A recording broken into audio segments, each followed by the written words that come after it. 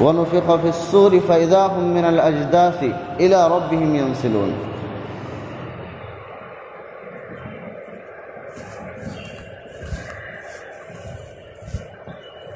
اللہ رب العزت کا فرمان، پھر جب دوبارہ سور پھونکا جائے گا تو وہ اچانک اپنے قبروں سے نکل کر اپنے رب کی طرف چل پڑیں گے۔ پہلے سور کے بارے میں بات آئی ہمارے سامنے کہ پہلا جب سور پھونکا جائے گا تو کیا منظر ہوگا اور لوگ کس طریقے سے مر جائیں گے۔ جب پہلا سور کا کارنامہ مکمل ہو جائے گا، یہاں تک کہ آتا ہے کہ تقریباً وہ 40 سال تک اسی طریقے سے پڑے رہیں گے، 40 سال تک اسی طریقے سے پڑے رہیں گے، بالکل ڈھیر۔ اللہ رب العزت کی بادشاہت ہوگی اس وقت۔ آج دنیا کے اندر چھوٹے سے چھوٹا عہدہ آ جانے پر انسان اپنے آپ کو آسمان کی بلندی میں سمجھنے لگتا ہے، اور اسی طریقے سے اپنے آپ کو بہت بڑا سمجھنے لگتا ہے۔ اگر کسی خطے کا چھوٹی سی ریاست کا اگر کوئی مالک ہو جائے تو اپنے آپ کو خدا سمجھ کر بیٹھتا ہے۔ اللہ رب العزت اس دن ارشاد فرمائے گا، لمن الملک اليوم، آج کس کی بادشاہت ہے؟ اس دنیا کے اندر جب تک تم رہتے تھے تو اپنے آپ کو بہت بڑا سمجھتے تھے، اپنے آپ کو خدا سمجھتے تھے، لیکن جب اللہ رب العزت نے قیامت برپا کیا اور تمہاری موت آئی اور تم کھجور کے تنوں کی طرح پڑے ہوئے ہو تو بتاؤ آج کس کی بادشاہت ہے؟ یہ سوال اللہ رب العزت کریں گے، اور کہیں سے کوئی جواب دینے والا کوئی نہیں ہوگا، کوئی جواب دینے والا نہیں ہوگا۔ پھر اللہ رب العزت اس کا جواب دیں گے، للہ الواحد القہار، آج اس اللہ کی بادشاہت ہے، آج اس خدا کی بادشاہت ہے کہ جو تنے تنہا ہے، اپنے ذات میں بھی یکتا ہے، اپنی صفات میں بھی یکتا ہے، اور قہار ہے، غضب نازل کرنے والا ہے، پکڑ کرنے والا ہے۔ اللہ تعالیٰ اس کا خود ہی جواب دیں گے، خود ہی سوال کریں گے اور خود جواب دیں گے، کیونکہ اس دن جو آج اپنے آپ کو بادشاہ کہتے ہیں، اپنے آپ کو سربراہ کہتے ہیں، اس دن جواب دینے کے لیے وہ بچیں گے نہیں، بلکہ وہ ڈھیر کی طرح پڑے ہوئے ہوں گے۔ الیوم تجزا کل نفس بما کسبت، آج ہر شخص کو اس کا بدلہ دیا جائے گا جو وہ کیا کرتا تھا، جو تم کیا کرتے تھے آج تم اسی کے بدلہ دیے جاؤ گے۔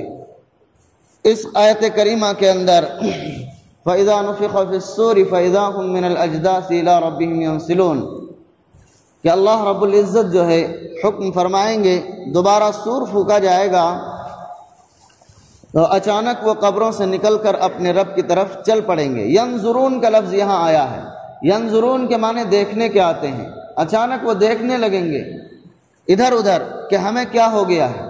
اب دیکھنا یہ کس وجہ سے ہوگا؟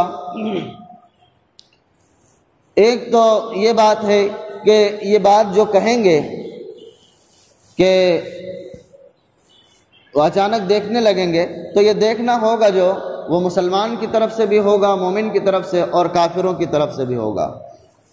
یہ صحیح روایت اور صحیح بات یہی ہے، لیکن بعض مفسرین نے کہا ہے کہ یہ کافر کہیں گے کیونکہ وہ اللہ پر یقین نہیں رکھتے تھے اور اس بات پر یقین نہیں رکھتے تھے کہ ہمیں دوبارہ زندہ کیا جائے گا اور دوبارہ حاضر کیا جائے گا، اس لیے وہ پھر کہیں گے قالوا یا ویلنا من بعثنا من مرقدنا هذا ما وعد الرحمن وصدق المرسلون، وہ لوگ کہیں گے کہ ہائے ہماری بربادی کہ ہمیں ہمارے قبروں سے کس نے نکالا، ہمیں دوبارہ کس نے زندہ کیا۔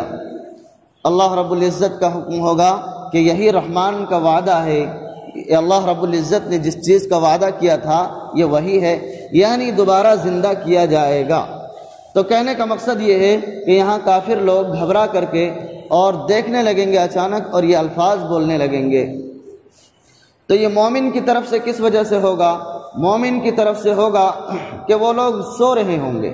روایت کے اندر آتا ہے کہ ان دونوں یعنی اللہ رب العزت کی حاضری اور دوسرے سور کے درمیان ان کو تھوڑی سی نیند آ جائے گی، اس نیند سے بیدار ہونے کے بعد وہ الفاظ بولیں گے۔ بہرکیف پھر اللہ رب العزت کے سامنے حاضری کا منظر ہوگا، اور حاضری کا عجیب و غریب منظر ہوگا۔ فَإِذَا نُفِخَ فِي الصُّورِ فَإِذَا هُمْ قِيَامٌ يَنظُرُونَ، یہ تو ینظرون دیکھنے کا لفظ آ گیا۔ دوسری جگہ پر آیا ہے، ارشاد ہے کہ وہ اپنی منزل کی طرف ایسے لپکیں گے جیسا کہ وہ بالکل انہیں معلوم ہو، اور لوگ اپنی منزل کی طرف بالکل بڑھے چلے جاتے ہیں، بالکل بے چینی کے ساتھ آگے بڑھتے ہیں۔ ٹھیک اسی طریقے سے وہ بھی انسان اور جو کچھ اللہ رب العزت ان کو زندہ کریں گے حشر کے میدان کی طرف اسی طریقے سے چل پڑیں گے۔ حدیث پاک کے اندر آتا ہے کہ قیامت کے اندر حشر کے میدان میں لوگ جو جمع کیے جائیں گے وہ 3 طرح کے لوگ ہوں گے، کچھ کو سوار اور کچھ پیدل اور کچھ منہ کے بل۔ 3 طرح کے لوگ سوار ہوں گے، جمع ہوں گے، اور 3 طریقے سے حاضری ہوگی۔ اللہ رب العزت ان کے اعمال کے حساب سے ان کو قدرت اور قوت دے گا، اور وہ اسی حساب سے وہ حاضری دے گا۔ جب اللہ کے رسول صلی اللہ علیہ وسلم نے یہ بات بیان فرمائی کہ اللہ رب العزت جو اس دن لوگوں کو جمع فرمائے گا، ان میں کچھ ایسے بھی ہوں گے جو منہ کے بل چل رہے ہوں گے۔ صحابہ کرام نے عرض کیا، یا رسول اللہ کہ لوگ منہ کے بل کیسے چلیں گے؟ لوگ منہ کے بل کیسے چلیں گے؟ اللہ کے رسول صلی اللہ علیہ وسلم نے فرمایا، جس ذات نے انہیں قدموں کے بل چلایا ہے وہی ذات انہیں منہ کے بل بھی چلانے پر قادر ہے۔ حتیٰ کہ روایت کے اندر آتا ہے کہ وہ منہ کے بل چل کر کے اور کچھ اونچ نیچ جو جگہ ہوگی ان سے بھی بچیں گے، ان سے بھی، کانٹوں سے بھی بچیں گے، اور اسی طریقے سے وہ چلتے ہوئے اللہ رب العزت کے سامنے حاضری دیں گے۔ پھر آگے کی کارروائی شروع ہوگی۔ اللہ رب العزت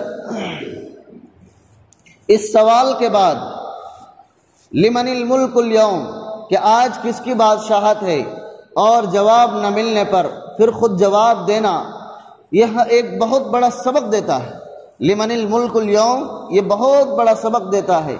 انسان کسی بھی عہدے کے اندر ہو، اللہ کے خوف اور خشیت اور تقوی کو کسی حال میں بھی نہیں چھوڑنا چاہیے، چاہے کم سے کم کتنا ہی چھوٹا سے چھوٹا رتبہ اور مرتبے کا درجہ ہو، یعنی کسی بھی عہدے کے اندر ہو، انسان کو تقوی اور طہارت کسی حال میں نہیں چھوڑنا چاہیے، کیونکہ حقیقی حکمراں اور حقیقی بادشاہت ہم جانتے ہیں اور ہم مانتے بھی ہیں، لیکن اس کا استحضار ہمارے دل کے اندر ہونا انتہائی ضروری ہے۔ اگر ہم گھر کے ذمہ دار ہیں تو گھر کے ہم خدا بن کر کے نہ بیٹھ جائیں۔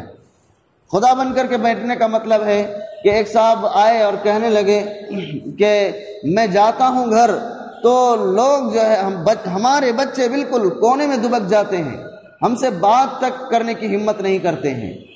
تو باپ ہے کہ کسائی ہے، بچے اس سے محبت نہ کریں، اس سے آ کے لپٹے نہ، تو یہ ہے گھر کا خدا بن کر کے بیٹھ جانا۔ ایسا بھی نہیں ہونا چاہیے، منع کیا گیا ہے، بلکہ حدود اور دائرے کے اندر رہ کر، شریعت کے مطابق رہ کر کے، اور سب سے الفت رکھنا اور دیکھ بھال کرنا، ہر ایک کی رعایت کے ساتھ زندگی گزارنا، اسی کا نام شریعت ہے، اور شریعت کا منشا اور مواد یہی ہے۔ بہرکیف آگے قیامت کا حشر کا جو میدان ہوگا اس کا سامان شروع ہوگا۔ لوگ کافی دنوں تک اسی طریقے سے پڑے رہیں گے، نفسی کا عالم ہوگا، عجیب و غریب منظر ہوگا۔ وہاں جمع کر دیے جائیں گے، سورج کو نزدیک کر دیا جائے گا، اور لوگ اتنی پریشانی اور اتنی تپش کے اندر ہوں گے کہ بالکل کوئی سہارا نہ مل رہا ہوگا اور کوئی راستہ نہ مل رہا ہوگا کہ انسان کون سا راستہ اختیار کرے کہ اس سے نجات ملے۔ یہاں تک کہ قبر کے وہ عذاب کو جو جھیل کر کے آئے ہوں گے قبر کے اندر، اسے بھول جائیں گے اس تکلیف کو دیکھ کر کے۔ یہاں تک کہ لوگ اتنے پریشان ہو جائیں گے کہ کہیں گے کہ چلو جہنم میں جانا تو جہنم ہی میں جائیں گے، لیکن کم سے کم یہاں کا حساب کتاب تو شروع ہو جائے، یہاں کی پریشانی سے تو چھٹکارا ملے، اتنی پریشانی کا عالم ہوگا حشر کا میدان۔ پھر آگے کا منظر کیا ہوگا کہ لوگ سفارش کے لیے کہ حساب کتاب کسی طریقے سے شروع کروایا جائے، انبیاء کرام علیہم الصلوات والتسلیم کے پاس چکر لگائیں گے، پھر بالآخر نبی اکرم صلی اللہ علیہ وسلم اس سلسلے کے اندر سفارش فرمائیں گے اور یہ سامان شروع کروائیں گے، حساب و کتاب کا سامان شروع ہوگا۔ تفصیلی بات انشاءاللہ العزیز بعد میں آئے گی۔ کتاب الطہارت سے مسئلہ، ایک مسئلہ ہے کہ ہم وضو کرتے ہیں یا غسل کرتے ہیں تو کب جو ہے وہ پاکی اور طہارت مانا جائے گا، یعنی کتنا پانی بہایا جائے، کتنا پانی ہمارے بدن کے اندر سے ٹپکنے سے طہارت مانی جائے گی، اس کے بغیر نہیں۔ تو مسئلہ یہ ہے کہ کم سے کم 2 قطرے کا، ہم نے یہاں دھویا، ہاتھ دھوئے، یہاں پانی ڈالا، تو کم سے کم 2 قطرے کا زمین کے اندر گر جانا یعنی ٹپک جانا یہ ضروری ہے، ورنہ تو وہ مسح کے درجے میں ہوگا، پوچھنا، وہ غسل کے درجے میں نہیں ہوگا۔ بہت سے لوگ وضو کر کے آئیں گے، کہا جاتا ہے بھائی صاحب آپ کی ایڑی سوکھی ہوئی ہے، ایڑی سوکھی ہوئی ہے، آپ اس کو جو ہے دھو لیجئے۔ تو کیا کریں گے، ہاتھ تو بھیگا رہتا ہے، پوچھ لیا، چل دیا، ان کا وضو ہو گیا۔ غلط بات ہے، وضو نہیں ہوتا اسے، یہ مسح ہوا، غسل نہیں ہوا۔ اللہ کے رسول صلی اللہ علیہ وسلم نے فرمایا وَيْلٌ لِّلْعَقَابِ مِنَ النَّارِ، کہ ہلاکت ہے ایڑیوں والوں کے لیے، جہنم کی آگ کی ہلاکت ہے۔ یعنی یہ جو ایڑیاں ہماری سوکھی رہ جاتی ہیں وضو کرتے وقت، تو اس کے لیے آپ صلی اللہ علیہ وسلم نے فرمایا کہ جہنم کی آگ اس کے اندر جلے گی، جہنم کی آگ اس کو جلائے گی۔